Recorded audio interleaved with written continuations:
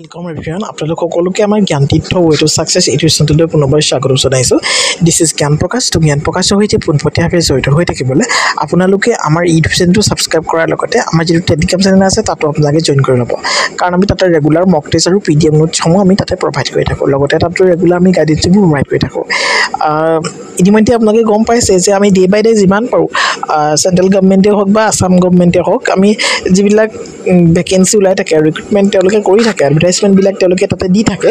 তো সকলোবিলাক আপোনালোকক জনাবলৈ আমি আনো যাতে আপোনালোকৰ সুবিধা হয়। কাৰণ বহুতো এনেকুৱা এক্সপিৰিয়েঞ্চ থাকে আৰু হয়ও নিজৰ সেলফ ষ্টাডিও কৰিবলৈ থাকে নতুবা ক্লাছ কৰিবলৈও থাকে বহুতৰে।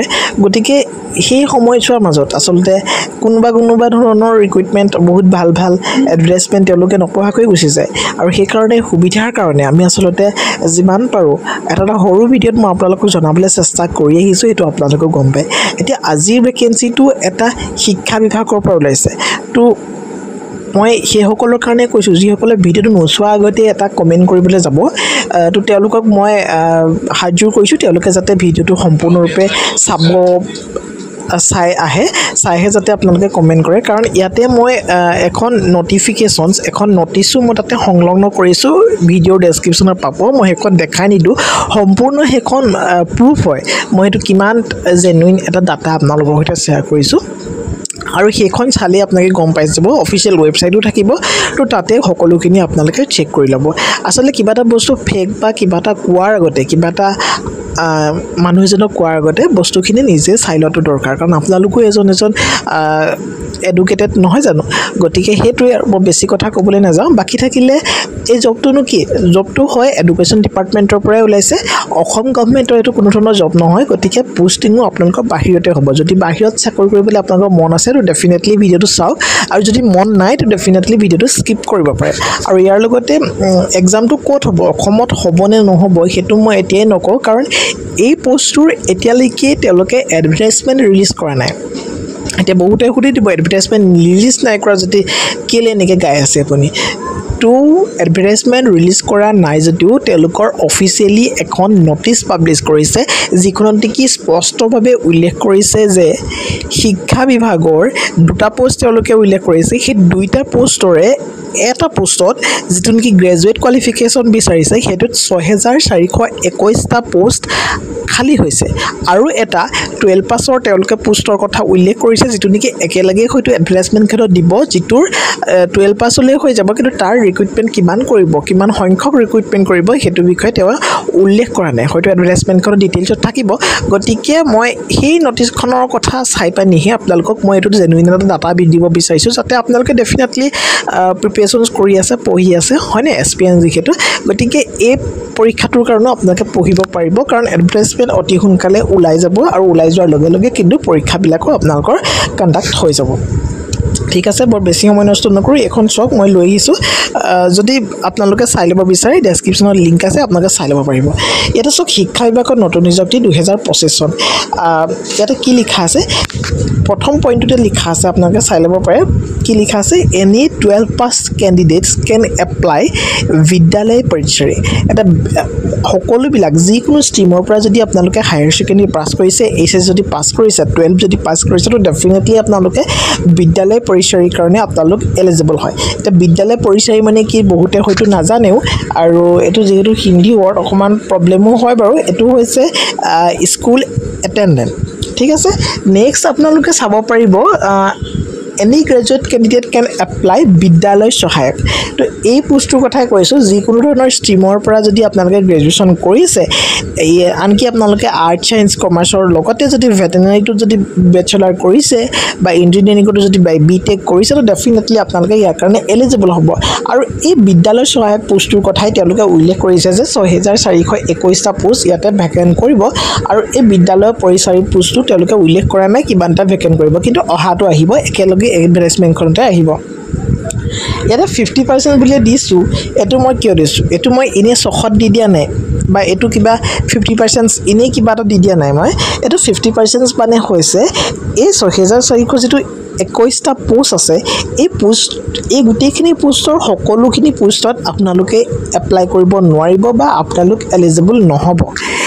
গম পায়নে তাৰে 6421টা তো 3210টা মান পোষ্ট অৰ্থাৎ 6421টা পোষ্টৰ 50% পোষ্ট কি কৰা হ'ব শিক্ষা বিভাগত পূৰ্বতে যিসকলে চাকৰি কৰি থকা অৱস্থাতে ডেথ হৈছিলে তো তেওঁলোকৰ পৰিয়ালক দিয়া হ'ব চাকৰিটো বুজি পাইছে তেওঁলোকক অপৰচুনিটি দিয়া হ'ব তেওঁলোকক কাৰণেটো ৰিজাৰ্ভ কৰি ৰখা হৈছে তো 50% ৰিজাৰ্ভেশ্যন হ'লেও বিদ্যালয় সহায়কৰ কাৰণে এতিয়াও আপোনালোকৰ হাতত কিমান পোষ্ট আছে 3210টা ঠিক আছে মই যিমানখিনি পাৰোঁ সিমান জেনুইন ডাটাই দিছোঁ গতিকে নিগেটিভ কমেণ্টবিলাক মই আশা নকৰোঁ দেই নেক্সট কুৱেশ্যনছো কৈছোঁ মই পঢ়াই থাকোঁ যে কুৱেশ্যনৰ কথা আহি যায় বাৰু যি নহওক চেলাৰীৰ কথা আপোনালোকে জানিব খুবেই বিচাৰে যে চেলাৰীটো কিমান হ'ব হয়নে তো চেলাৰী চাওক 12 পাছৰ যদি আপোনালোকে এপ্লাই কৰে বিদ্যালয় পৰিচাৰী পোষ্টটোৰ কাৰণে তো তেতিয়াহ'লে আপোনালোকক 18,000ৰ পৰা 56,000 টকা আপোনালোকৰ বেছিক পে'টোৰ কথাহে কৈছে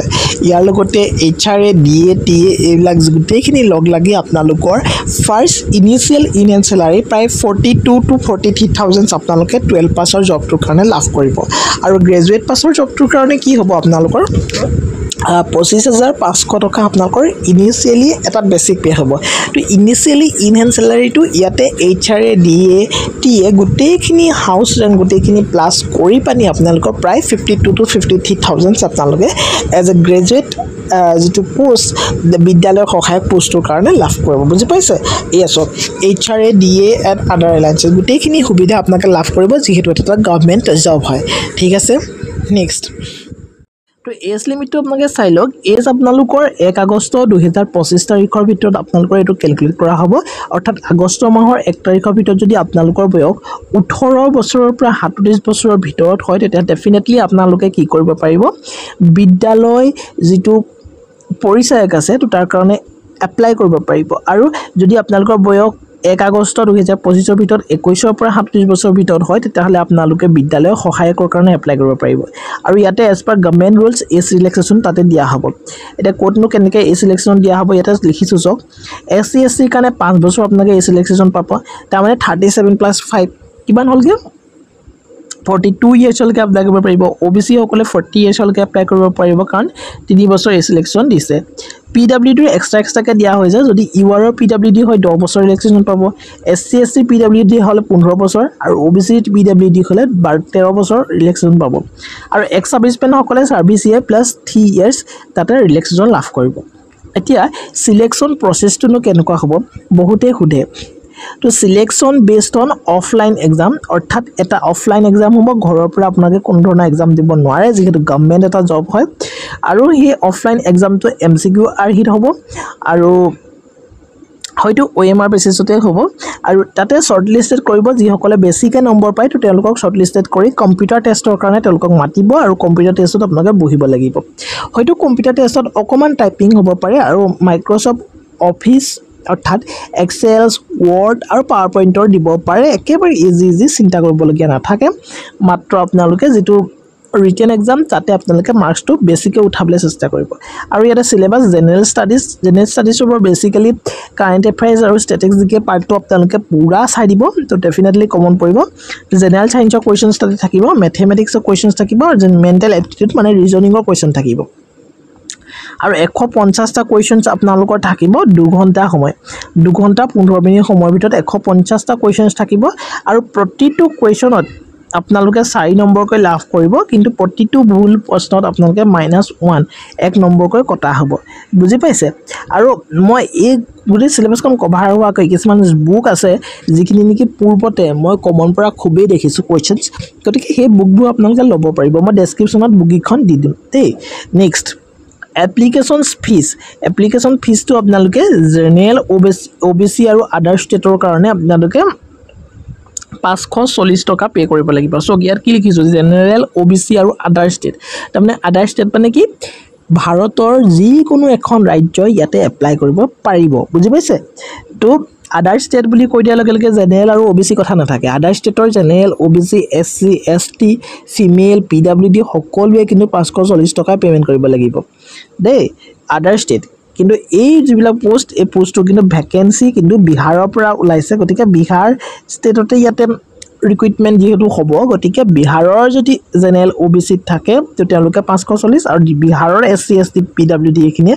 135 ফিমেলসকলে 135 বিহাৰৰ হ'লেহে কিন্তু সেইটো পাব যদি আদাৰ ষ্টেট হয় যিকোনো female SC ST PWD general OBC সকলোৱে 540 টকা পেমেণ্ট কৰিব লাগিব ঠিক আছে আৰু ইয়াতে ইম্পৰ্টেণ্ট ডেটসমূহ আপোনালোকে চাই লওক অনলাইন এপ্লিকেশ্যন জুলাই আপোনালোকৰ ষ্টাৰ্ট হ'ব হাতত সময় আছে যিহেতু তেওঁলোকে উল্লেখ কৰা মতে জুলাই মাহত অনলাইন এপ্লিকেশ্যনছটো ষ্টাৰ্ট হ'ব এতিয়াতো জুন মাহটো আছে গতিকে যিমান পাৰি সিমান চেষ্টা কৰি থাকক পঢ়িবলৈ আৰু হয়তো জুন মাহৰ পৰা ষ্টাৰ্ট হৈ যাব পাৰে আৰু আগষ্ট মাহত আপোনালোকৰ লাষ্ট ডেট হয়তো এপ্লিকেশ্যনত থাকিব গতিকে অক্টোবৰ মাহমানত আপোনালোকৰ এক্সামটো হৈ যাব লাগে ছেপ্টেম্বৰ অক্টোবৰ এনেকুৱা ধৰণৰ মই অক্টোবৰে ৰাখিছোঁ তাতকৈ আগতে হৈ যাব পাৰে তো টোটেল পোষ্টটো কৈছোঁৱে 6421টা এইকেইটা কিন্তু বিদ্যালয় সহায়কৰ পোষ্টে বিদ্যালয় পৰিচয় পোষ্টখিনি তাতে ইনক্লুড হ'ব ঠিক আছে গতিকে এডুকেশ্যন ডিপাৰ্টমেণ্টৰ এই পোষ্টখিনি বহুত ভাল পোষ্ট হয় আৰু দেখিলে চেলাৰিও খুব ভাল আৰু আচলতে কি হয় এটা পোষ্টৰ কাৰণে যিটো মই কৈ গ'লোঁ এতিয়া অকণমান মই বেক কৰিব লাগিব